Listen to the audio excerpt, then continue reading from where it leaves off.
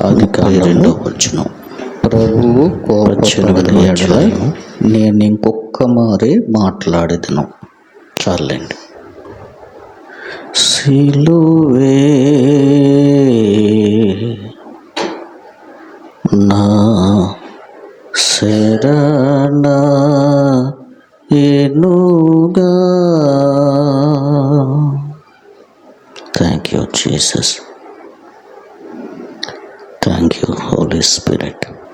సిలువయందే ముక్తి బలముగా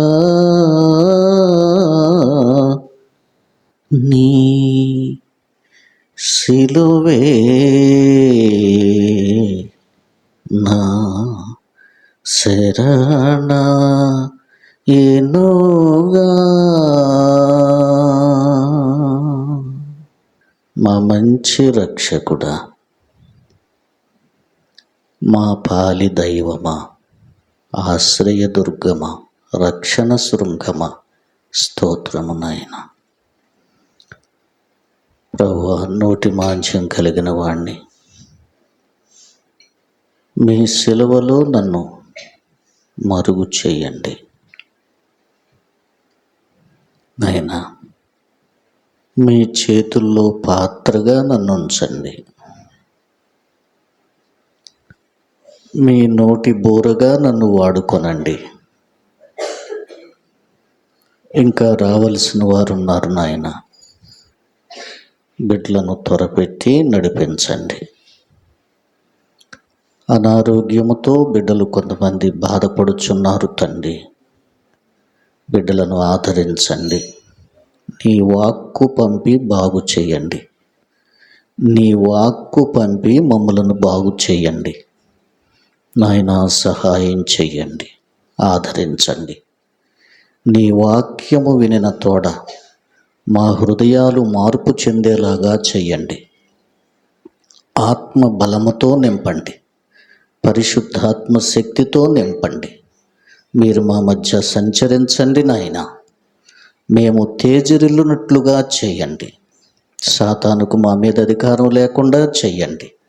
నిద్రము తేలకుండా చెయ్యండి. యేసయ్యలో అడుగుచున్నాం తండ్రి, ఆమేన్. ఈ రీతిగా మరి ఒక ఆదివార పరిశుద్ధ దినాన్న చిన్న ముందుగా చేరి ప్రభువారిని సేవించడానికి,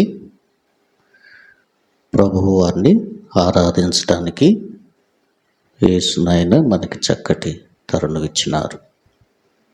ఆయనకే మహిమ కలుగుగాక, ఆమేన్. కొద్ది వారాలుగా అబ్రహాము గారి జీవితంలో ఉన్న కొన్ని విషయాలు లేక విశేషాలు నేర్చుకుంటూ వస్తున్నాం. అబ్రహాము గారికి పిల్లలు ఎంతమంది? ఇన్ని సంవత్సరాల నుంచి నేను వాక్యం చెప్తున్నానే.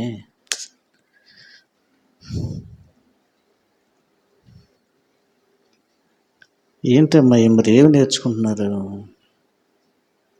నా మీద నాకే కోపం వస్తుంది. నేను మీకు సరిగా నేర్పించలేకపోతున్నానేమోనని.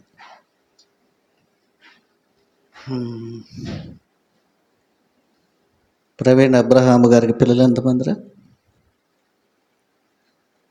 సుదర్శన్ గారు, రాజు గారు,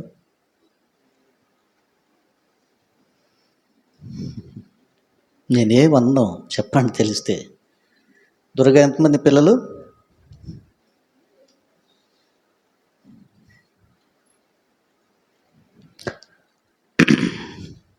ముందుగా ఎవరు పుట్టారు కనీసం అదని చెప్పండి. ఇష్మాయేలు.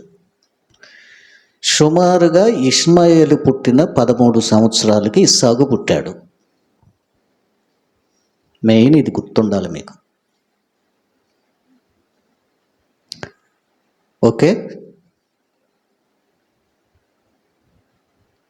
అబ్రహాము గారి కంటే శారా ముందు చచ్చిపోయింది.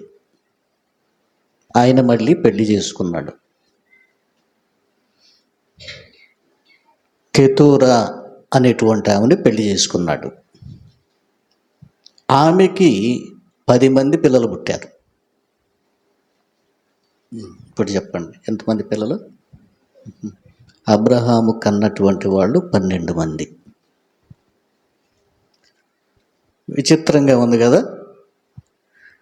అక్కడ యాకోబు ఇశ్రాయేలు కన్నది కూడా 12 మంది పురుషులు లెక్కొస్తున్నారు. ఆశ్చర్యంగా ఉంది.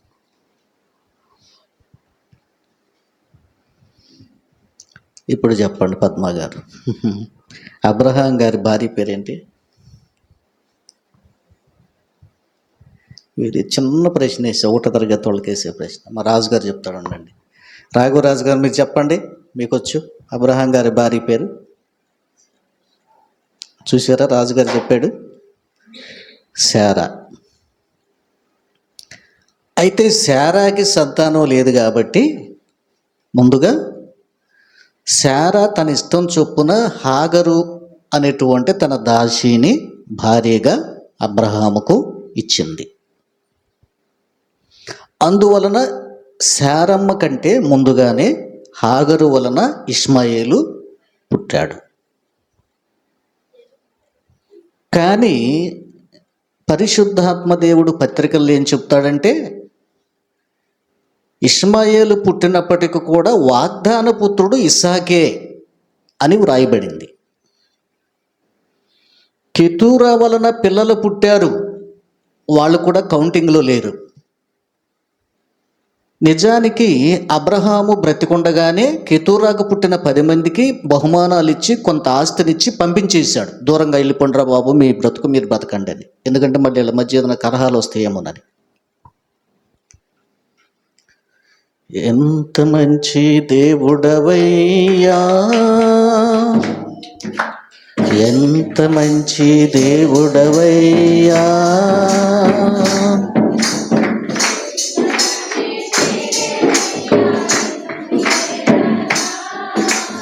ఎంత మంచి దేవుడవేసయ్యా, ఎంతలన్నీ తీరేనయ్యా నిన్ను, ఎంత మంచి దేవుడవేసయ్యా.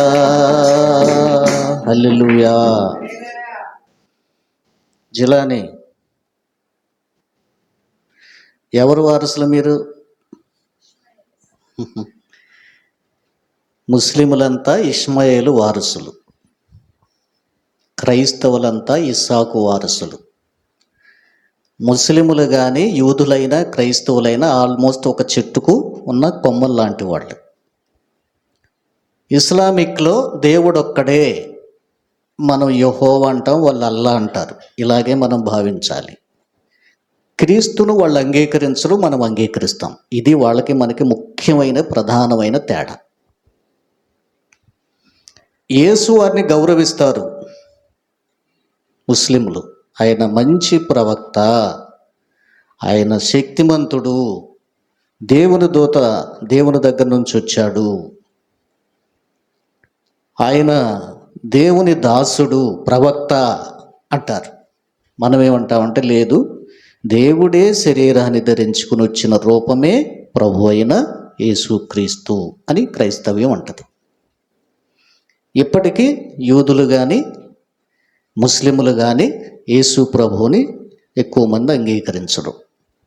సరే, దాన్ని అట్లా ప్రక్కన ఉంచేద్దాం. భద్రమ్మ గారు వచ్చిందా?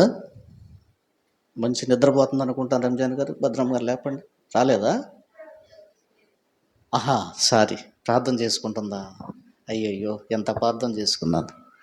సరే, పోయిన ఆదివారం ఏం వాక్యం విన్నాం? పార్వతి రాలేదా? భారతమ్మ గారు పోయిన వారం వచ్చారా? వచ్చారు కదా? వచ్చారు. పోయిన ఆదివారం నేను ఏం వాక్యం చెప్పాను? ముంతాజ్,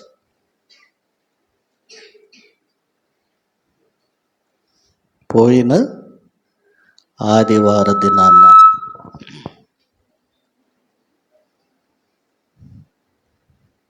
ఏమా సీతమ్మ గారు వింటున్నారా?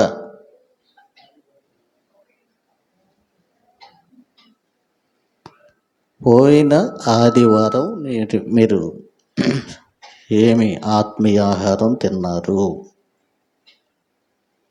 పోయిన ఆదివారం వాక్యాన్ని అప్లోడ్ చేసాం, వీడియోలో ఉంది, చూడండి. మంచి సందర్భం. యేసయ్య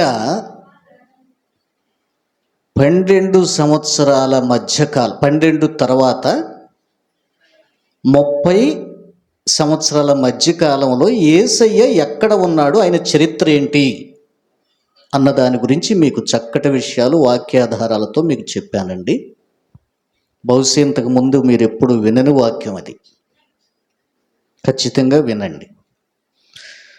మన క్రీస్తు విజయం ఛానల్లో ఉండింది, 1కి 2 సార్లు వినండి, అర్థమవుతుంది. అయితే 3-4 వారాల నుంచి మనం అబ్రహాము జీవితంలో ఉన్నటువంటి కొన్ని విషయాలు నేర్చుకుంటూ వస్తున్నాం. రైట్.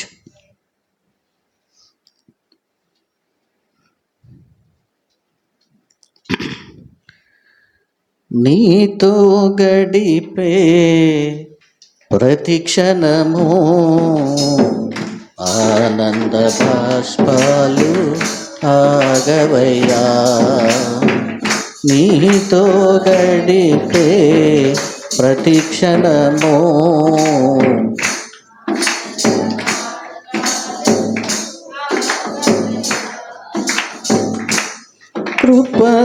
కృపతలంచగా మేలు యోచించగా, కృపతలంచగా మేలు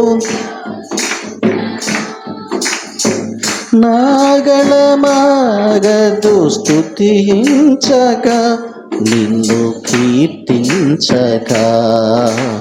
యేసయ్యా యేసయ్యా నా యేసయ్యా, అందరూ యేసయ్యా యేసయ్యా నా యేసయ్యా, నీతో గడిపే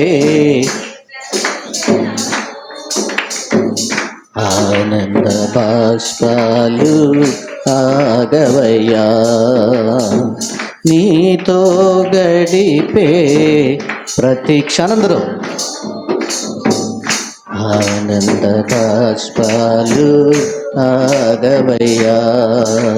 యేసయ్యా యేసయ్యా నా యేసయ్యా, అందరమే యేసయ్యా యేసయ్యా నా యేసయ్యా.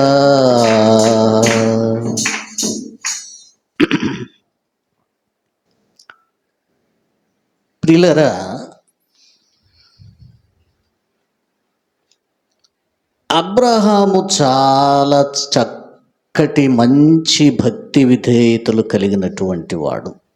అతని జీవితంలో కుటుంబ వ్యవహారాలు మనం ఇప్పుడు 1-2 విషయాలు మీకు చెప్పాను.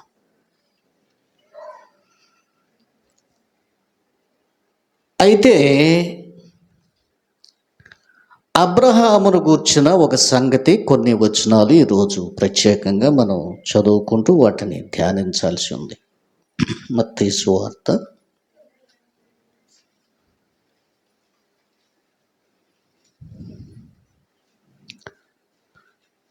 1 రండి.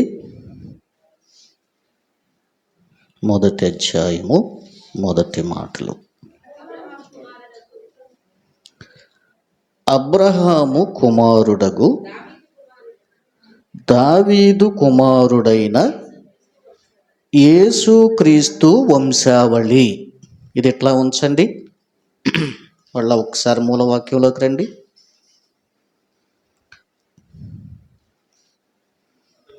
మూలవాక్యము 18వ అధ్యాయం ఆదికాండం 32. ప్రభువు కోపపడని ఎడల, అమ్మా లిజన్ ఎవ్రీబడి, నాతో కలిపి చెప్పండి అందరూ. ప్రభువు కోపపడని ఎడల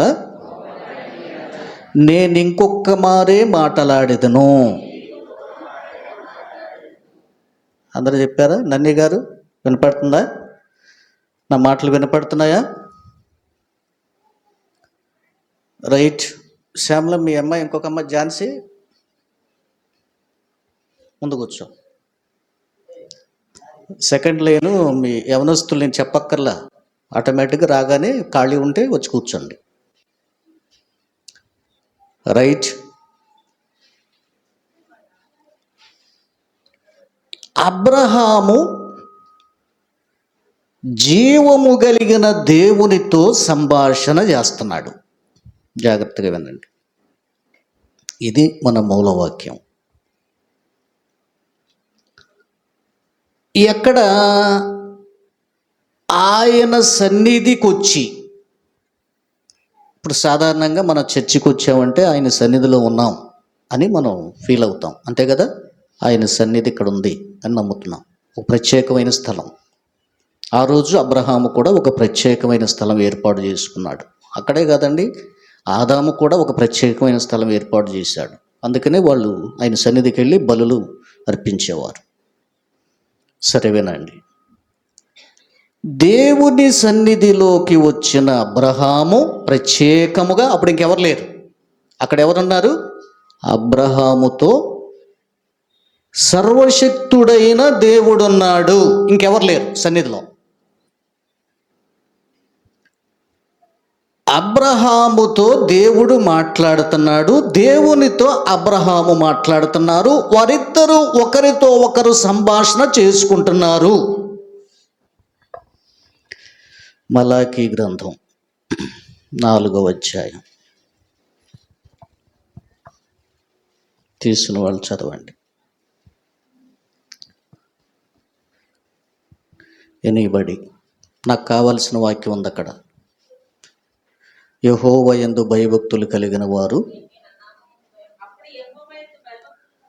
అప్పుడు యెహోవా యందు భయభక్తులు కలిగిన వారు ఒకరితో ఒకరు మాటలాడుకొనుచుండగా యెహోవా చెవియొగ్గి ఆలకిస్తాడు.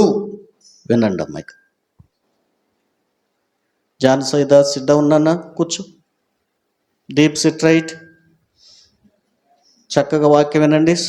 సంతోష్. సరే. అబ్రహాము దేవునితో సంభాషణ చేస్తున్నాడు దేవుని సన్నిధిలో. మోషే పర్వతం మీద దేవుడు మోషే మాత్రమే ఉన్నారు. అక్కడ వారి మధ్య సంభాషణ జరిగింది పర్వతం మీద. బైబిల్ చెప్తుంది, దేవుని ఎడల భయభక్తులు కలిగిన వారు మాటలాడుకొనుచుండగా.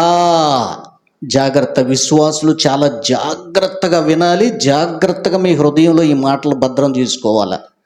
నీవు చాలా ప్రత్యేకమైన వ్యక్తివి. ఇంకా ముందుకెళ్ళే కొద్దీ మీకు చూపిస్తాను. మీరు చాలా ప్రత్యేకమైన వ్యక్తులు. సామాన్యులతో పోల్చుకోబాకండి. వాళ్లకు కోట్లున్న, మేడలున్న, మిద్దెలున్న నీకంటే ఎక్కువ కాదు. నీవు precious. You are a precious before of the almighty God. Hallelujah. దాన్ని కూడా చూపించమంటారా? అక్కడ అలాగే ఉండండి నేను చెప్పిన చోట. ఇప్పుడు కొరింథీ 2వ పత్రిక 6వ అధ్యాయం.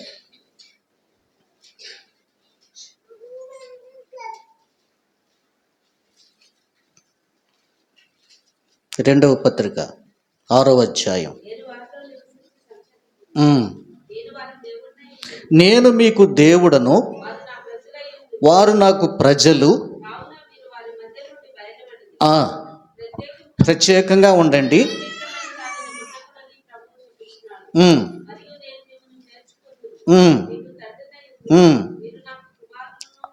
ఎంత చక్కని మాట యేసయ్య చెప్తున్నాడండి. హల్లెలూయా. నేను మీకు తండ్రిని. యేసయ్య ఎవరు? దేవుడు మనకు తండ్రి. మీకు పోయిన వారం చెప్పాను కదా, గుర్తుందా? అబ్రహాముకు దేవుడు ఏం ప్రత్యక్షపరుచుకున్నాడు? సర్వశక్తి కలిగిన దేవుడు అని చెప్పాడు. ఆయన నేమ్ చెప్పలా, ఆయన పవర్ ఏంటో చెప్పాడు. ఎప్పుడు? అబ్రహాము దగ్గర. అబ్రహాము దగ్గరే, ఎందుకు మత్తయి సువార్త కూడా మీకు చూపించాను. అబ్రహాము దగ్గరే స్టార్ట్ అయింది అక్కడ. తర్వాత నేను ఒక్కొక్కటి మీకు చెప్పే ప్రయత్నం చేస్తా. అబ్రహాము కంటే ముందు లేడా మన దేవుడు? ఉన్నాడు. ఆదాంతో మాట్లాడింది ఎవరు? మన తండ్రి. నోవాహుతో మాట్లాడింది ఎవరు? మన తండ్రి. అబ్రహాము కంటే ఒకవేళ ముందు దేవుడు మాట్లాడినా ఆయన మాట్లాడాడే కానీ ఆయన ఎవరు ఏంటి అన్నది ఎప్పుడు ఆయన చెప్పలా. అబ్రహామును ప్రత్యేకపరుచుకొని అబ్రహాముతో మాత్రమే I am the almighty God అని చెప్పాడు. అనగా నేను సర్వశక్తి కలిగిన దేవుణ్ణి అని పరిచయం చేసుకున్నాడు. తర్వాత మనం ఏం చూస్తామంటే, మోషే కాలానికి మోషే అడిగితే, మోషే కూడా చాలా తెలివిగా అడిగితే, మీకు ఎప్పుడు చెప్తా ఉంటాను, మోషే సరే ఆయన ఉద్దేశం ఏంటో నేను అంతకు చెప్పలేను, కానీ నేను గెస్ చేసింది ఏంటంటే, మోషే ప్రభు నీ పేరేంటంటే ఆయన ఎక్కడ కోపడతాడు, పొద్దాక విసిగిస్తున్నాను అనుకుంటాడేమోనని, నువ్వు వెళ్ళమంటున్నావు, వెళతా. వెళ్ళిన తర్వాత వాళ్ళు గనక నీ దేవుడు అంటున్నావు కదా, ఆయన పేరేంటో చెప్పమంటే నేనేం చెప్పాలి అని తెలివిగా అడిగాడు. ఆయన పేరేమని అడిగిన ఎడల వారికి నేనేం చెప్పాలి? చూసారా, అసలు ఈయనకి కూడా తెలుసుకోవాలనే ఉత్సాహం ఉంది. క్యూరియాసిటీ అంటాం కదా, అసలు పేరేంటి, what is his name? But తెలివిగా అడిగాడు. జాగ్రత్త, విశ్వాసులు జాగ్రత్తగా ఉండాలి, తెలివిగా ఉండాలి. మళ్ళా చెప్తున్నాను, మీరు ప్రీషియస్, మీకు తండ్రిని నేను, మీరు నాకు కుమారులను కుమార్తెలనయుందురు. అసలు దేవుని కుమారుడు కుమార్తె అంటే ఎంత గొప్ప అండి ఈ లోకంలో. అంటే మనుషులకి అర్థం కావట్లా. మనుషుల దృష్టిలో మనం పేదవాళ్ళం కావచ్చు, డబ్బు లేని వాళ్ళం కావచ్చు, దరిద్రులం కావచ్చు, తినటానికి లేకపోవచ్చు. నీవు నీతిగా బ్రతికితే యు ఆర్ ఏ ప్రీషియస్. బిడ్లారా, ఇది మర్చిపోకండి. మోషేకి చెప్పాడు, నేను యెహోవా నా పేరు. ఇంతకుముందు మీకు ఆ వచనం చూపించాను కదా, నిర్గమాకాండంలో 6వ అధ్యాయమా, మోషేతో సంభాషణ పోయిన, నేను సర్వశక్తి కలిగిన దేవుడనని అబ్రహాముతో, ఇస్సాకుతో, యాకోబుతో నేను చెప్పా, అంతే. వాళ్ళకి నా పేరు చెప్పలా. యెహోవా అనే నా నామమున నేను వారికి తెలియబడలేదు. అంటే అబ్రహాం గారు కానీ, ఇస్సాక్ గారు కానీ, యాకోబు కానీ వీళ్ళకి యెహోవా అన్న నామం తెలియదు. పాపం బైబిల్ అంత తెలియదు కదా. నేను మొన్న డిబేట్లో ఈ విషయంలో కరుణాకర్ని అడిగితే, కరుణాకర్ ఏమంటాడంటే, అబ్బాబ్బే మీకు బైబిల్ తెలియదండి, అదేంటి అట్ట చెప్తున్నారు, ముందు తెలియదు, ఆదికాండంలోని యెహోవా అని నామం రాసి ఉంది కదా, అబ్రహాము యెహోవా నామమున ప్రార్థన చేశాను, యెహోవా నీ నామము ఎంతో బలమైనది, ఎంతో బలమైనది, ఎంతో బలమైనది యెహోవా నీ నామము. ఉదాహరణకి 12వ అధ్యాయము 8వ వచనం చదవండి, ఆదికాండం.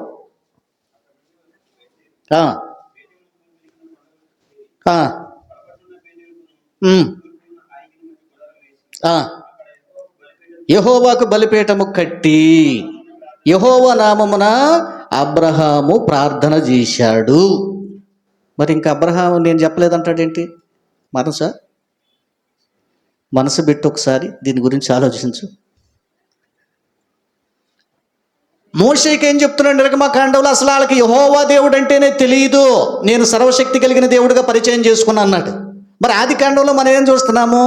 యెహోవా నామమున అబ్రహాము ప్రార్థన చేసెను అని రాసి ఉంది. ఇదే ప్రశ్న నన్ను అడిగారు. ఆదికాండంలోనే అబ్రహాము సంఘటనలు ప్రార్థన చేశాడు, షేతుకు పుట్టిన ఎనోష్ ప్రార్థన చేశాడు. ప్రార్థన చేసి యెహోవా యెహోవా యెహోవని ఆదికాండంలో కొన్ని వందల సార్లు ఉంది. కానీ దేవుడు ఇక్కడ ఏమన్నాడు మోషేతో? నేను సర్వశక్తి కలిగిన దేవుడు కానీ వాళ్ళకి తెలుసు, కానీ మోషే నీకు మాత్రమే నా పేరు చెప్తున్నా, సీక్రెట్ నీకే చెప్తున్నా అన్నాడు. పాపం వాళ్ళకి బైబిల్ తెలియదు కదా, అర్థం చేసుకునేరు కదా, అందుకని వాళ్ళకి అర్థం కాక మీరు అట్టెట్ట చెప్తారు, ఆదికాండంలో ఉందగా అన్నారు. ఇప్పుడు మీరు కూడా అదే అడగాలి. మరి మీరేం జవాబు చెప్తారు దానికి? ఏజెన్సీ ఏం జవాబు చెప్పాలి? నేను చెప్పింది తప్ప, లేదా బైబిల్ ఆదికాండంలో రాసింది తప్ప?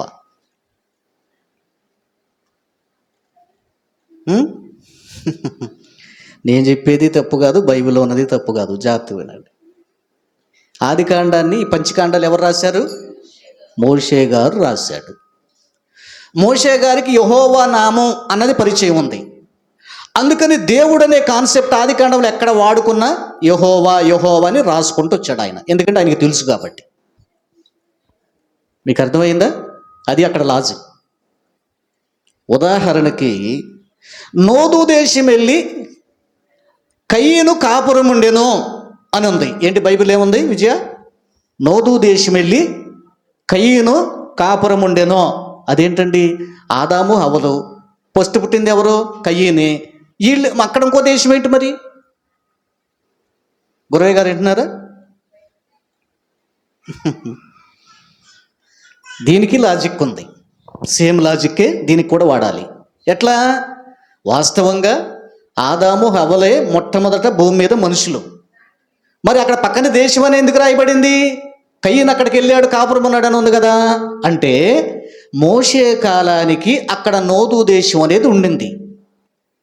మీకు అర్థమైందా? ఇప్పుడు మా నాన్న కాలం, మా తాత కాలంలో, వినండి, మా నాన్న కాలం, మా తాతల కాలంలో తెనాలి అనేది ఇక్కడ లేదు. సరే, నా కాలానికి తెనాలి ఏరియా అని ఉంది. తెనాలి వచ్చేసింది, కట్టేశారు, తెనాలి జనం ఉంటున్నారు. ఇప్పుడు నేను మా తాత కాలం నుంచి చరిత్ర రాయాలి. ఓకే, అప్పుడు నేనేం రాస్తాను? తెనాలికి ఒక 40 కిలోమీటర్ల దూరంలో ఉన్నటువంటి మా తాతగారు కాజీపాలెంలో జీవించారు, దాని పక్కన ఒక 5 కిలోమీటర్ల దూరంలో మా నాన్నగారు జీవించారు, నేను బాల్యంలో అక్కడే పెరిగాను, తర్వాత యవన కాలంలో తెనాలిలో పెరిగాను అంటాను. ఒకవేళ అలాగ తెనాలి అసలు అప్పుడు ఎక్కడుందండి? ఆ తాతల కాలంలో ప్రస్తావన ఉందంటే దాని అర్థం ఏంటి? ఇప్పుడున్న నేను రాస్తున్నాను కాబట్టి తెనాలి ప్రస్తావన చేస్తాను. అలాగే మోషే కాలానికి నోదు దేశం ఏర్పడింది. ఆదాముకు పుట్టిన మరొక ఆడపిల్లను వివాహం చేసుకొని కయీను తన భార్యను తీసుకొని నోదు ప్రాంతంలోకి వెళ్ళాడు.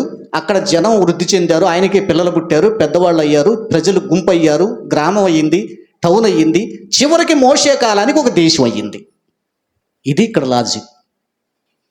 సేమ్ ఆదికాండంలో యెహోవా అనున్న మోషే రాస్తూ ఆయనకి తెలుసు కనుక ఆయన పేరేంటో ఆయన పేరుని మెన్షన్ చేసుకుంటూ వచ్చాడు ఆదికాండంలో.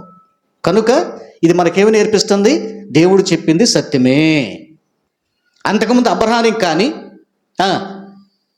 ఇస్సాకు కానీ ఏదో ఇదివరకు పాటలు పాడేవాళ్ళు కదా, అబ్రహాము దేవుడవు, యాకోబు దేవుడవు, ఇస్సాకు దేవుడవు, నాకు చాలిన దేవా యేసయ్యా నా యేసయ్యా. ఇదివరకు మౌని పాడేవాడు చిన్నప్పుడు, ఈ పాట బాగా పాడేవాడు. అన్నయ్య ఎవరు? మా ఫ్రెండ్స్ అన్నయ్య, ఆయన ఎక్కువ ఈ మధ్యలో పాడేవాడు. ప్రియులారా, ఇది వాస్తవమే. సరే, ఇట్లా ఉంచుదాం ఈ విషయాల్ని. ఇప్పుడు మీకు ఒక క్లారిటీ వచ్చింది కదా. మోషే కాలానికి యెహోవా, ముందు కాలంలో సర్వశక్తి కలిగిన దేవుడే, తర్వాత ఇక దావీదు కాలానికి, ప్రవక్తల కాలానికి ఆయన తను తండ్రిగా పరిచయం చేసుకున్నాడు. ఓకే, అందుకనే ఇప్పుడు కాలం ఏం చూడాలి? అదే మీకు చూపించాను. 2 కొరింథీ పత్రిక 6వ అధ్యాయంలో ఉంది, నేను మీకు తండ్రిని, మీరు నాకు కుమారులను కుమార్తెలనై ఉందురు. హల్లెలూయా. ఒంటి నిండా బంగారమున్నను, అవి నీకు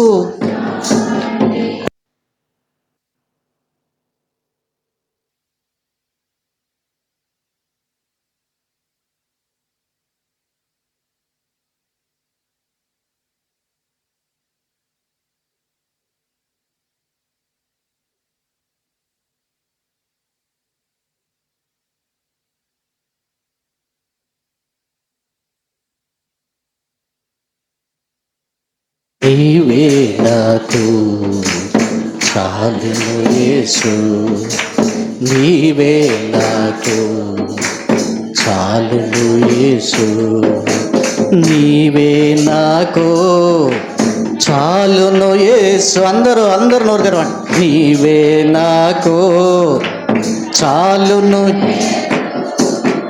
నీవే నాకు చాలును యేసు. అందరూ నీవే. హల్లెలూయా. ప్రియులారా, దేవుని సన్నిధిలోకి వచ్చినటువంటి అబ్రహాము చాలా విధేయుడుగా తన్ను తాను తగ్గించుకొని, నేను ఇంకొకసారి అయ్యా, ఇంకొక మారే నేను మాట్లాడతా, నాకు అవకాశం ఇస్తావా నాయన? ఎంత తగ్గించుకొని దేవుని దగ్గర అడుగుతున్నాడో చూడండి. ఏమంటున్నాడు?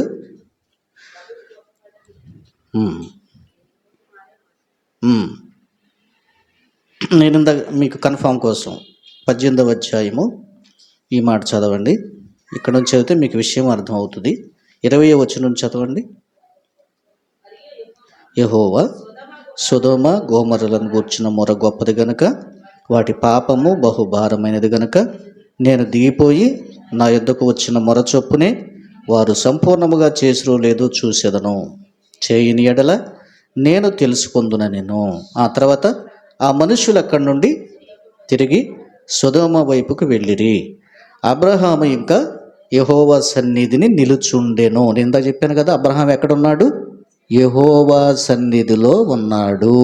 గుర్తుంచుకోండి. సిట్ రైట్, లైన్లో కూర్చో. కాళ్ళని ఎప్పుడుతో ఒకసారి లేచి మళ్ళీ కూర్చోండి. అమ్మా, మీకు అర్థమైనా? నేను మీకు క్లారిటీ కోసం, అబ్రహాం ఎక్కడున్నాడు మీకు తెలియాలి కదా. ఎక్కడున్నాడు? యెహోవా సన్నిధిలో అబ్రహాము ఉన్నాడు. యెహోవా సన్నిధిలో అబ్రహాము ఉండి ఈ బ్రతిమలాటంతా ఎందుకు చేస్తున్నాడో తెలుసా? ఎవరి కోసం?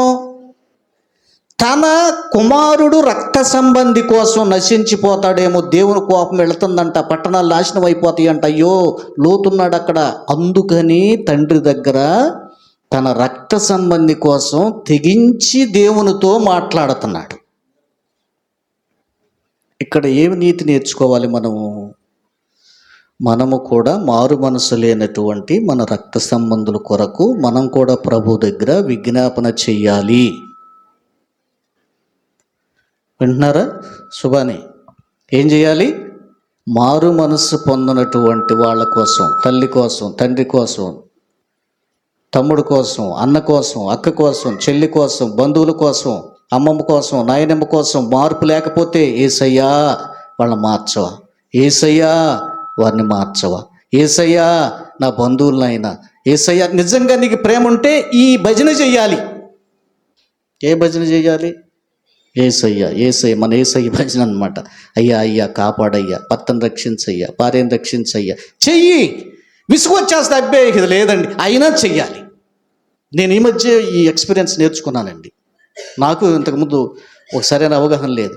1-2 సార్లు చేసేస్తున్నాం, కార్యం జరగట్లేదు, అట్లా కాదు. నాకు దేవుడు నేర్పించినటువంటిది ఏంటంటే 50 ఏళ్ళు దాటిన తర్వాత వదిలిపెట్టకుండా చెయ్యాలి. ఎంతవరకు చెయ్యాలి? Until the death. మనం చచ్చేంత వరకు చేస్తూనే ఉండాలి. ఇది ప్రభువు చూస్తాడు. మనం చచ్చిన తర్వాత అయినా వాడు మారుస్తాడు. గుర్తుంచుకోండి. హల్లెలూయా. మన యేసయ్య మాట తప్పేవాడు కాదు. భజన యేసయ్యా, యేసయ్యా నాయన నా భర్త, అయ్యా నా భార్య, అయ్యా నా సమస్య, అయ్యా నా అత్త, నా కోడలు మారాలి, మారాలి, మారాలి, మారాలి. మారాలి నీ మనసు, మారాలి నీ మనసు, మారాలి, మారాలి నీ మనసు. హల్లెలూయా. ప్రార్థన ఖచ్చితంగా ఎప్పటికైనా ఫలిస్తుంది. సైతాన్ మనకేమి వేసేస్తుంటే ముందే కాస్త 1-2 సార్లు, 3 సార్లు, 4 సార్లు, నెల, 2 నెలలు, సంవత్సరం, 2 ఏళ్ళు గడవగానే ఈడు చస్తే మారడో, వీటి సంగతి వదిలేయండి, ఈ పిల్లోడు మాటేంటో, ఈ భర్త మాటిండు, ఈ మా అత్త అసలు మారదు, ఈ వీళ్ళు ఇంతే, మా బంధువులు మారరు, ఈ ఈ ఇట్లా డిసైడ్ అయిపోతున్నాం. నో నో నో, నాకు దేవుడు నేర్పించినటువంటి కొత్త అనుభవం ఏంటి కాదు. అంటిల్ ద డెత్ మారాలి. మీ దీనికి ఎన్నో సాక్ష్యాలు ఉన్నాయి. ప్రియులరా, ప్రార్థన వ్యర్థంగా ఎప్పుడు పోదు. మీరు ప్రార్థన, మనం చేసే ప్రార్థన, ఒక సంగతి మీకు గుర్తు చేస్తాను. మొన్నంతకు ముందు జాషువా ఈ విషయం చెప్పాడు, ఏదో చెప్తూ, అదే అంటే కంప్లీట్గా సరిగా అర్థవంతంగా చెప్పలేదు కానీ చెప్తాను ట్రై చేశాడు.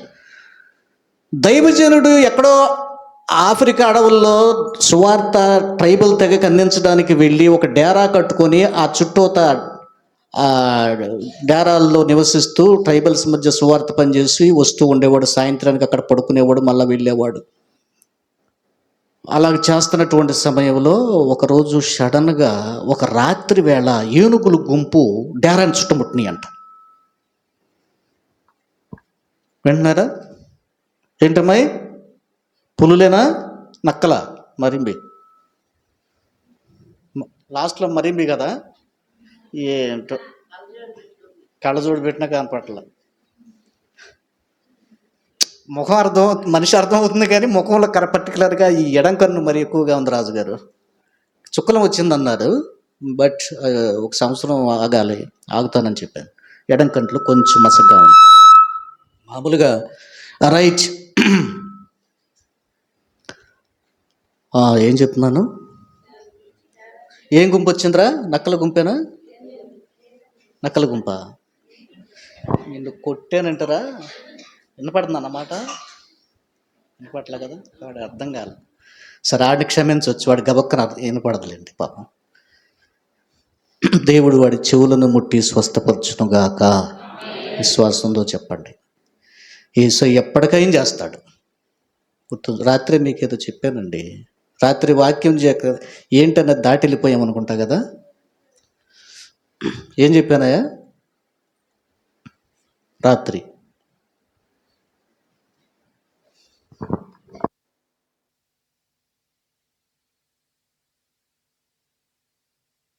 శరణం దేవా శరణం శరణం కలువరి నాథా నీవే శరణం.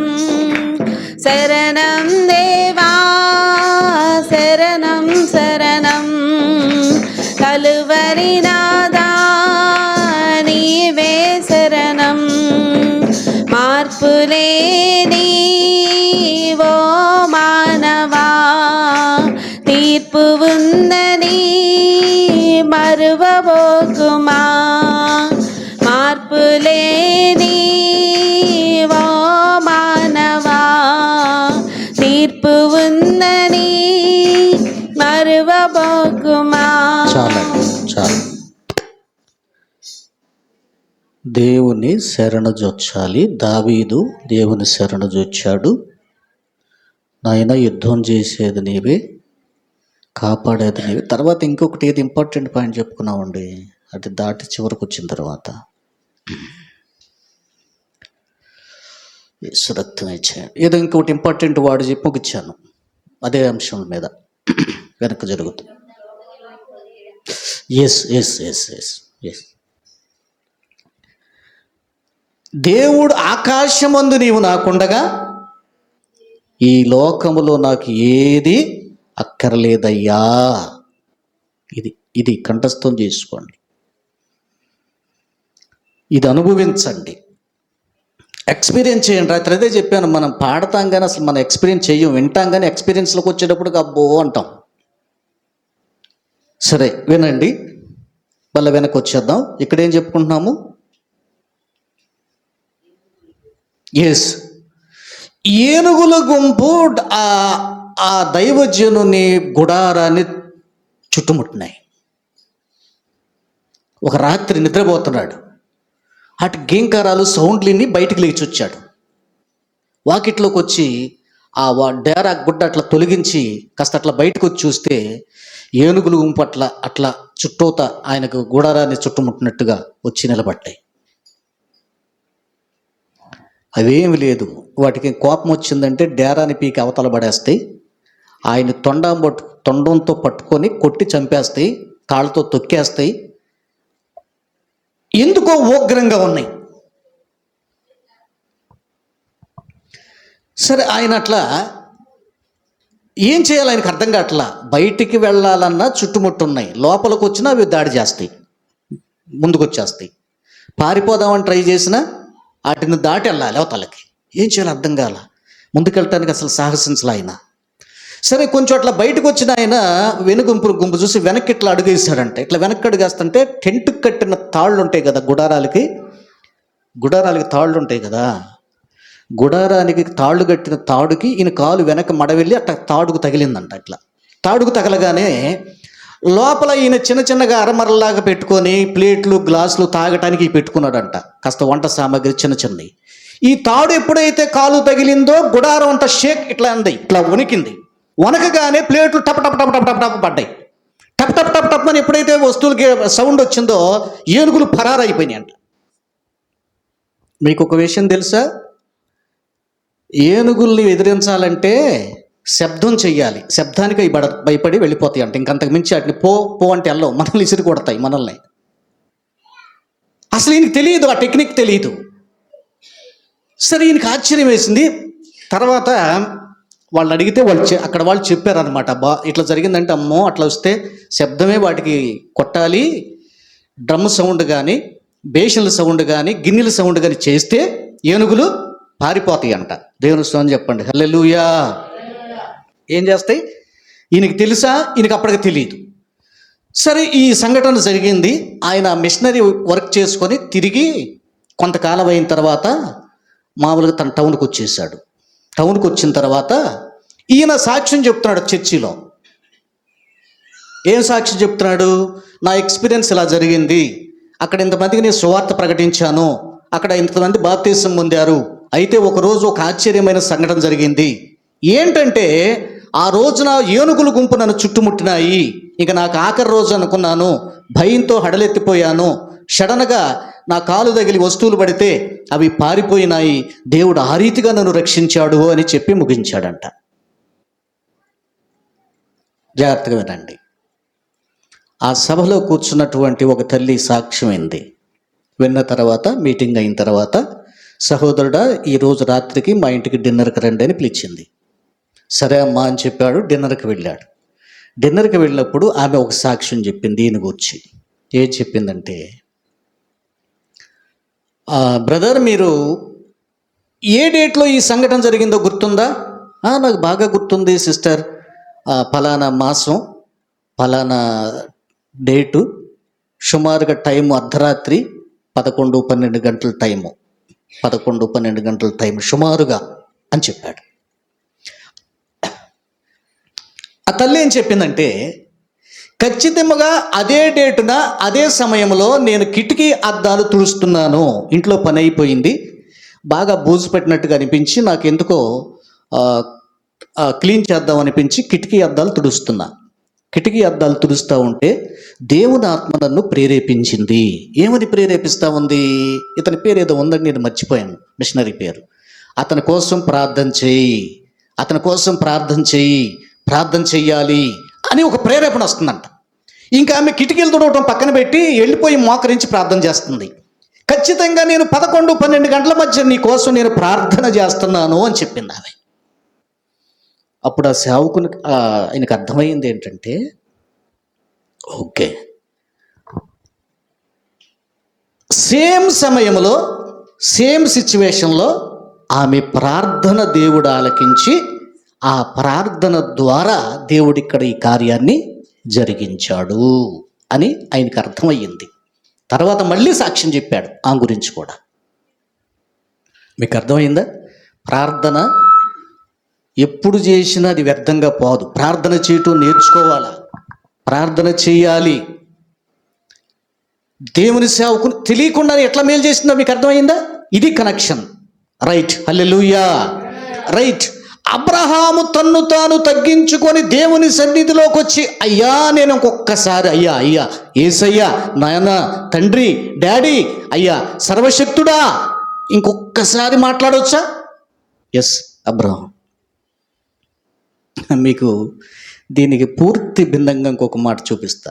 అంటే ఇప్పుడు అయిపోదులేండి, చాలా విషయాలు ఉన్నాయి, తర్వాత మాట్లాడుకుందాంలే. అసలు మత్తయి సువార్తలోకి వెళ్ళలేదు కదా.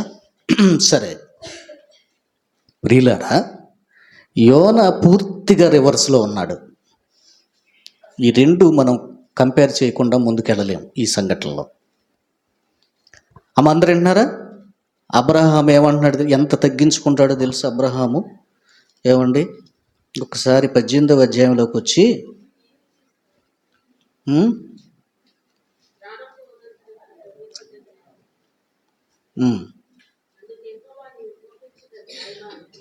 అక్కడ కాదు, ముందు ఇక్కడ ఒకసారి మళ్ళీ వెనకరండి. ఈయన ఏమంటాడు అబ్రహాము, ధూళియు బూడిదనై ఉన్నాను. ఆ వచ్చిన చూడండి ఎంత. ఇదిగో ధూళిని బూడిదను అయిన ప్రభువుతో మాట్లాడ తెగించుచున్నాను. అబ్బా, ఎంత తగ్గింపండి, ఎంత డీసెంట్ పర్సన్ అండి. అయ్యా, దుమ్మును ధూళినయ్యా. ఏమంటే కొంతమందికి ఎంత అహంకారమో. ప్రార్థనే, తగ్గే పని లేదు. ఏం మారు మనసు అండి. అహంకారం జాగ్రత్త, గర్వం హృదయంలో జాగ్రత్త. నెక్లెస్ లేకుండా చర్చికి వెళ్ళరు, బంగారం లేకుండా చర్చికి వెళ్ళరు. అది ఒక విధమైన పాపం. మరొకటి, అసలు ఏమి తినటానికి లేకపోయినా గర్వం ఒప్పాదు మనకి. అసలు తినటానికి లేకపోయినా తగ్గం మనం. ఇది పాపమే. అబ్రహాంకి ఏమి లేదండి. అబ్రహాము, మీరు 13వ అధ్యాయంలోకి వచ్చి ఒకసారి చదవండి. అబ్రహాము తనకు కలిగిన సమస్తమును తన భార్యను, ఓకే, అబ్రహాము వెండి బంగారము పశువులు కలిగి ధనవంతుడు కాదు. Great rich man, not rich man, greatest rich man. ఆయన ఏమన్నాడు దేవుడి దగ్గరకు వచ్చి, అయ్యా అయ్యా అయ్యా అయ్యా, దుమ్మునయ్యా ధూళినయ్యా. ఎంత తగ్గింపండి.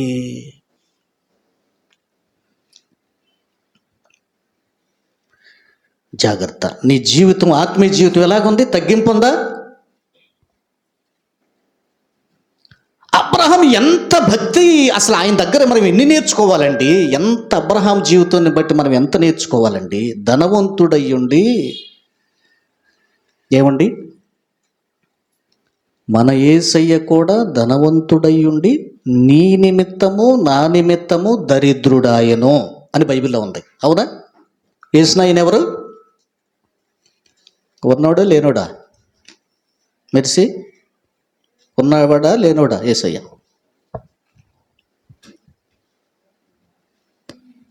ఏం చెబితే ఏమంటాడని ఏదో ఒకటి చెప్పండి.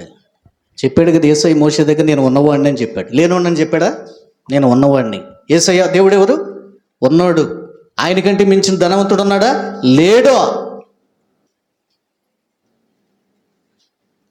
ఆయన ఏమన్నా మనిషి దగ్గరికి వచ్చి, యోనా అబ్బాయి నేను ఒక మాట చెప్తా విను. యోనా, ఏంటి ప్రభు నువ్వు?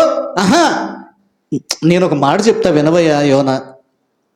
నేను చెప్పాను కదా, పూర్తి రివర్స్ అన్నమాట.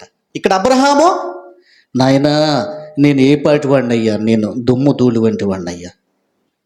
తగ్గించుకోండి.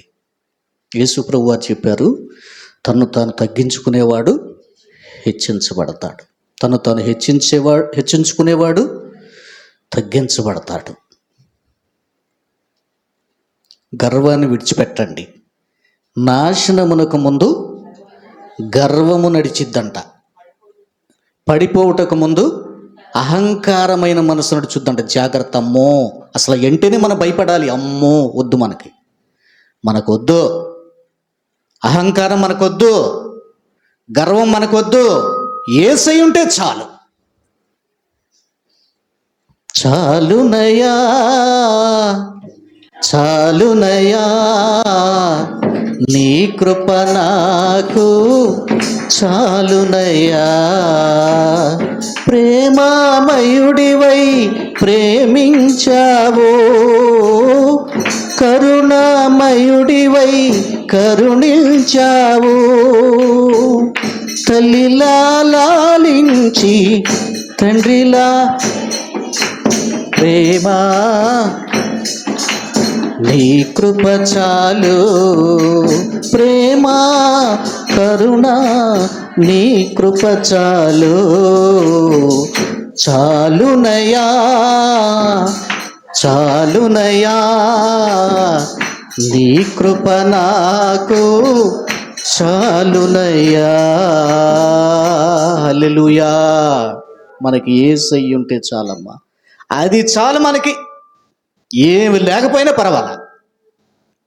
నాకు యేసయ్య ఉన్నాడు, దరిద్రుడు, కురుపులు కుక్కలొచ్చి నాగుతున్నాయి, అయినా సరే నా యేసయ్య ఉంటే నాకు చాలు అనుకున్నాడు. ఎవరైనా? లాజరు. అంత దీనస్థితిలో మనం లేంగా, ఆరోగ్యంగానే ఉన్నాం, కాస్త ఒక పూట తింటున్నాం, ఆయనకి అది తినటానికే లేదు. దేవుణ్ణి వదిలేశాడా? సైతాను చాలామంది లోకస్తుల మీకు ఏం కలిగిందండి, ఏం వచ్చిందండి, ఏం లాభం వచ్చింది, ఏమి ఇది వచ్చిందండి, దేవుడి దగ్గరికి వెళ్తే ప్రశ్నిస్తారు. శాంతియుతంగా అమ్మా నాకు యేసయ్య ఉంటే చాలు. మీకు ఎప్పుడు చెప్తా, మా నాన్న చెప్పేవాడు అన్నయ్యకి నాకు, నాన్న ఏం సంపాదించలేదని మీరు ఎప్పుడు భయపడొద్దు, బాధపడొద్దు నా మీద, యేసయ్య ఉంటే చాలు మనకని చెప్పాడు ఆయన. నేను కూడా అదే చెప్తున్నా, నా పిల్లలైన మీ అందరికీ నేను అదే చెప్తున్నా, మనకి యేసయ్య ఉంటే చాలు. ఉన్నదాంతో తృప్తి చెందుదాం, యేసయ్య ఇచ్చిన రోజు తిందాం, లేకపోతే పస్తుందాం, తప్పులేదు. అసలు మాట మర్చిపోయి ఇప్పుడు గుర్తొచ్చింది రాత్రిది. మోషే పెద్దవాడైనప్పుడు, అసలు ఇది మర్చిపోయారు. అంత సైతర్ గారు చూసే అంత తెలివిగా మనం మోసం చేశాడు. ఇక్కడ మనం టర్నింగ్ పాయింట్ రాత్రి. మోషే పెద్దవాడైనప్పుడు, లేకపోతే క్రీస్తు విషయమైన నింద గొప్ప భాగ్యం ఎంచుకున్నాడు. ఈ పాయింట్ నేను ఇందాక మిమ్మల్ని జ్ఞాపకం చేయమంది ఏంటంట, ఇదొకటి చెప్పి ముగిచ్చేస్తాను. లక్ష్మి వింటున్నావా? అందరు వింటున్నారా? మోషే పెద్దవాడైనప్పుడు విశ్వాసమును బట్టి ఐగుప్తు ధనము కంటే క్రీస్తు విషయమైన గొప్ప భాగ్యం ఎంచుకున్నాడు. ఆగండి. యేసయ్యకు దీని అర్థం ఏంటి తెలుసా? అర్థం తెలుసా? మళ్ళీ ఏమైనా తెలిసినట్టే ఉండదు, కొన్ని తెలియవు మనకి.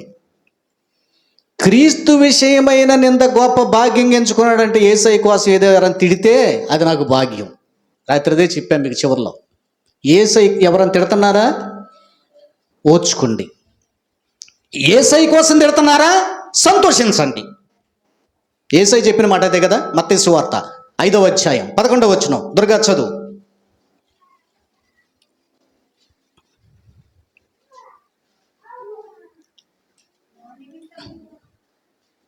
దుర్గా,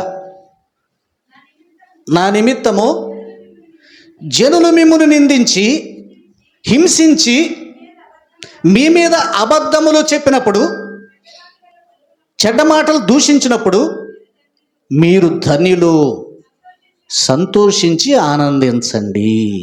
అమ్మ, దీన్ని ఎక్స్పీరియన్స్ చేశారా? ఎవరైనా తిడతాను టూరుకుంటున్నాం మనం కూడా గట్టిగా మళ్ళీ 4 తిట్టడానికి ట్రై చేస్తాం. ఇక్కడ తేడా ఉంది. ఏం తేడా? దేవుని కోసం ఎవరైనా నిన్ను తిడితే, సరే ఇప్పుడు పరిస్థితి ఏమో కానండి, మొట్టమొదట్లో ఇది మనం మస్తాన్ విషయంలో ఖచ్చితంగా ఇది నేను ఎప్పుడు చెప్తా, దేవుని కోసం ఇంకా వేరేం కాదండి, దేవుని కోసం అక్కడికి వెళ్తే, అత్తగారింటికి వెళ్తే దేవుడు లేకుండా చేస్తారు అన్న పాయింట్ ఆఫ్ వ్యూలో మొట్టమొదటగా వాళ్ళ ఆస్తి వద్దు, వాళ్ళ పాస్తులు వద్దు, వాళ్ళ కొన్నది నాకు ఏం వద్దు, తింటే తింటా లేకపోతే లేదని ఫస్ట్లో ఎంతో విశ్వాసంగా ఆస్తిని కూడా కట్ చేసినటువంటి వ్యక్తి మస్తాన్ ఇక్కడ మన చర్చిలో. ఈ విషయాన్ని నేను ధైర్యంగా చెప్తే, ఇంతవరకు నేను మీకు చెప్పాను కదా రాత్రి, నాన్న గురించి కూడా చెప్పా. ఏం చెప్పాను రాత్రి? నాన్న నాటు వేసిన పొలంలో మా మేనత్తలు వెళ్ళి పీకేస్తూ ఉంటే మీరే ఉంచుకోండి అని బయటకు వచ్చేసాడు నాన్న. తండ్రి ఆస్తి ఎవరికి వస్తే? కుమ్మాడికి వస్తా, కూతురికి వస్తా. మానస, మెన్నయ్యకి తగదలు వేసుకోబాక, మెన్నయ్యకి అయ్యి ఏం చేయాలి? మెరిసి ఏం చేయాలి? మీ తాత వాళ్ళ ఆస్తి వచ్చిందనుకో, ఈ తాత కదా కాదులే, మీ తాత ఆస్తి వస్తే మీ అన్నయ్యకి ఇచ్చేయి. సరే ఇప్పుడు చట్టాలు మారుతున్నాయండి, ఆడపిల్లలకు కూడా ఇవ్వాలని. సరే, అది వేరే విషయం. వినండి, దేవుని కోసం విడిచిపెట్టేశాడు. తర్వాత జాషువా గురించి చెప్పాను. ఏం చెప్పాను నేను? దేవుని కోసము బంధుత్వాన్ని తెంచుకున్న వారిలో జాషువా. వాళ్ళ బావమరుదులతో రిలేషన్ కట్ అయిందంటే ఇదే కారణం, మెయిన్ కారణం ఇది. ప్రార్థన వద్దంటారు వాళ్ళు. ప్రార్థన కావాలి, నాకు యేసయ్య కావాలి అని డిస్కనెక్ట్ అయిపోయింది వాళ్ళ బంధుత్వంతో. చాలామంది మాటలంటా ఉండి, అబ్బా ఏం ప్రార్థన తెగకుండా చేస్తావు, మంచిదే. ఇట్లా ఏమైనా తెంపు చేసావా? దేవుని కోసం ఏం చేసావు? నేను ఎవడైనా తిడితే మనని యేసయ్య కోసం తిడుతున్నాడు, సంతోషించండి. ప్రార్థనకి వెళ్తున్నాం కాబట్టి తిట్టించుకుంటాం అనవసరంగా. అయ్యో ఎందుకు వెళ్ళకపోతే పోయావులే పోని. ఇది సైతాన్ ఆలోచన. వాళ్ళు ఏమైనా అంటున్నారండి, అనుకోనివ్వండి, వాళ్ళకి తెలియదు. ప్రభు వాళ్ళకి క్షమించమనండి. మన యేసయ్య ఏం చేశాడు? ప్రాణం తీసేవాళ్ళే క్షమించేశాడు. ప్రభు తండ్రి వీడు ఏం చేస్తున్నారో అంతే, లివ్ ఇట్ అనాలి. క్షమాపణ హృదయం ఉండాలి, జాగ్రత్త. క్షమాపణ హృదయం ఉండాలి, జాగ్రత్త. అన్ని దేవుడు మనల్ని ఎంతో భయంకరమైన వ్యక్తులు అయితే మనల్ని క్షమించాడు. మరి మనకంటే చిన్నగా ఏదో మనల్ని తిట్టేవాడు మనం క్షమించడం తప్పే ఉంది? క్షమించాలి, ఓర్చుకోవాలి. క్రీస్తు విషయమైన నింద నాకు పర్వాలా, నాకు నింద వచ్చినా పర్వాలా. మోషే అనుకున్నాడంట, అందుకే మోషేని దేవుడు ఎంచుకున్నాడు. చాలామందికి ఎవరైనా తిడితే అబ్బా ఓర్చుకోలేరండి. అసలు మీకు తెలియట్లా, అసలు అది భాగ్యం. రాత్రి చెప్పాను కదా, వెంకటలక్ష్మి గారు బహుశా నాకు తెలిసి తిట్లు తినటంలో వెంకటలక్ష్మి గారు ఫస్ట్ ఉంటుంది ఈ విషయంలో. వాళ్ళ అన్నదమ్ములు కానీ ఎవరన్నా కానీ చర్చికి వెళ్ళొద్ది, ఏమంటారమ్మా, ఈ దరిద్రపు కొట్టుది, చర్చికి వెళ్ళొద్ది, దరిద్రపు కొట్టుదని తిడతా ఉంటారు. దేవుడు దీనికి రెట్టింపు ఆశీర్వాదం పరలోకంలో నీకు ఇచ్చునుగాక. ఈ విషయంలో ఆమెను కొట్టినోళ్ళు లేరు. నిజమండి. ఏది ఏమైనా సరే చర్చి ఇక్కడ ఉండాలి, దేవుడి సేవకుడు రావాలని నన్ను ఇక్కడ తీసుకొచ్చినటువంటి వాళ్ళలో భారతమ్మ గారు. అప్పటికి ఆమె మారుమనసు సరిగ్గా దేవుడి గురించి కూడా తెలియదు. అయినా మా ఇంటికి రండి అయ్యా. భారతమ్మ గారు కనుక ఆ రోజు ఖచ్చితంగా నిలబడకపోతే బహుశా నేను ఇక్కడికి రావడానికి నాకు కుదిరేది కాదేమో. ధైర్యంగా నిలబడి సరోజినమ్మ గారు, భారతమ్మ గారు, మార్తమ్మ గారు, ఏమండి ఆ వయసులో కూడా నా పట్ల ఎంతో ప్రేమ నుంచి తెగించి దేవుని సేవకుని పక్షాన్ని నిలబడ్డారు. వాళ్ళు తగిన ఫలము ప్రభు వారికి రాజ్యములో ఇచ్చునుగాక. హల్లెలూయా. ఇలా చెప్పుకుంటూ వెళ్తే ఇక కొన్ని వస్తూ ఉంటాయండి. దేవుని సేవకుని ఆదుకోవటంలో అనురాధ అండ్ పద్మ గారు, ఇట్లా ఒక్కొక్కరు ఒక్కొక్క గిఫ్ట్ ఉందండి. ఒక్కొక్కరు ఒక్కొక్క రీతిగా దేవుని పరిచర్య చేశారు మీరు. అవునండి, చెప్పుకుంటే ఇట్లా చాలా ఉన్నాయి. ఆ రోజుల్లో ఎంతో కష్టపడి బురదల్లో వర్షాల్లో ఉదయాన్నే రాత్రిపూట ప్రార్థన పెడితే మరి బేగం కానీ మస్తాను కానీ కష్టపడి యాంపిలిపైలు, ఆడపిల్లలైన యాంపిలిపైలు మోసుకొచ్చి అక్కడ పెట్టేవాళ్ళు. దేవుడు తగిన ఫలం ఆయన రాజ్యంలో వారికి ఇచ్చునుగాక. ఈ రీతిగా చాలా ఉన్నాయండి కార్యాలు. క్రీస్తు విషయమైన నింద గొప్ప భాగ్యముగా ఎంచుకోండి. మీరేమి దిగులు పడకండి, దుఃఖపడకండి. ఉన్నదాంతో తినండి, లేకపోతే పస్తుండండి. అంతే. విచారించబాకండి, కృంగిపోబాకండి, నిరాశ చెందబాకండి. నిరీక్షణ కలిగిన వారై ఉండండి. నా దేవుడు నన్ను పైకి లేపుతాడు. దరిద్రులను ఒక వచనం చూపించి ముగించేస్తాను. కీర్తన గ్రంథం, పెంటకుప్ప మీద నుండి పైకి లేవనెత్తువాడు. ఈ ఒక్క మాట చెప్పండి, మళ్ళీ వచ్చే వారం చూసుకుందాం. కీర్తన గ్రంథం 100, మనకు బాగా పరిచయం ఉన్న అధ్యాయం అది, ఎప్పుడు చదువుతూనే ఉంటాం మనం.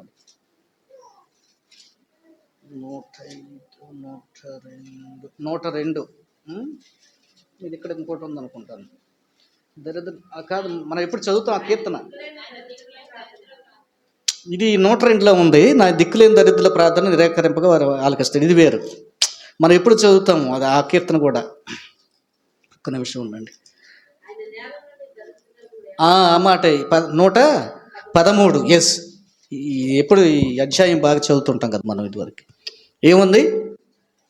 ఎస్, 113:8. ఆయన నేల నుండి దరిద్రులను లేవనెత్తువాడు. ఆగండి, ఎవరిని? దారిద్ర్యతలో జీవించే వారిని నేల నుండి పైకి లేవనెత్తుతాడంట. హల్లెలూయా. నీవు ఆయన కుమారుడవు కుమార్తెవు అయితే అసలు నిన్ను ఎందుకు వదిలిపెడతాడు? సాధారణమైన దరిద్రులను ఆయన విడిచిపెట్టనంటున్నాడు. ఇప్పుడు నువ్వెవరివి? నువ్వు దేవుని కుమారుడివి, కుమార్తెవి. నిన్ను ఎట్లా విడిచిపెడతాడు? నేల నుండి దరిద్రులను లేవనెత్తువాడు, అండర్లైన్ చేసుకోండి, పెంట కుప్పల మీద నుండి బేదలను పైకెత్తువాడు. గుర్తుంచుకోండి, సంతులేని దానిని ఇల్లాలిగా చేస్తాడు. పెంట కుప్పల మీద నుండి అంటే పెంట పోగు అని అర్థం. పెంట పోగు అంటే మన చెత్త ఊడుస్తాం కదా, ఊడ్చేసిన దాన్ని పెంట కుప్ప అంటారు. అంటే మనం అంటే తప్పుగా భావించకండి, పెంట అనే మాట వేస్ట్ పదార్థం అని అర్థం. దీనికి మనం చెడుగా ఏదో బాత్రూమ్కి వెళ్తే అది దాన్ని అట్లా అంటాం, అలా కాదు. అసలు దాని అర్థం ఇది, అంటే వేస్ట్ పదార్థాన్ని అలా అంటారు. పెంట కుప్పలు అంటే ఊడ్చేసిన చెత్త, వేస్ట్, పనికిరాంది, కుళ్ళిపోయింది, పాడైపోయింది అని అర్థం. అలాంటి వారిని దేవుడు ఏం చేస్తాడు? పైకి లేవనెత్తే దేవుడు. విశ్వాసం ఉంచండి, ఇది నా మాట కాదండి, బైబిల్లో దేవుడే చెప్పాడండి. ప్రార్థన చేసుకుందాం. ప్రార్థన చేసుకుందాం. దేవా సహాయం చేయండి.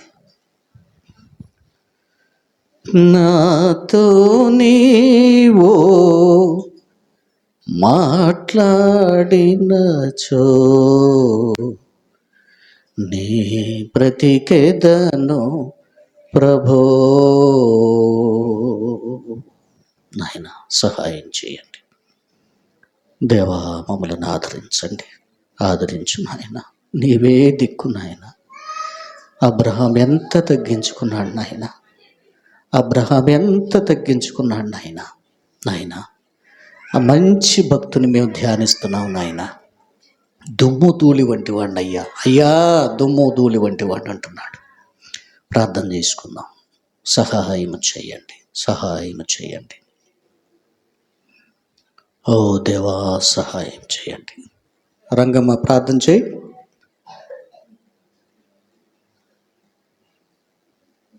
రంజాన్ గారు ప్రార్థన చేయండి.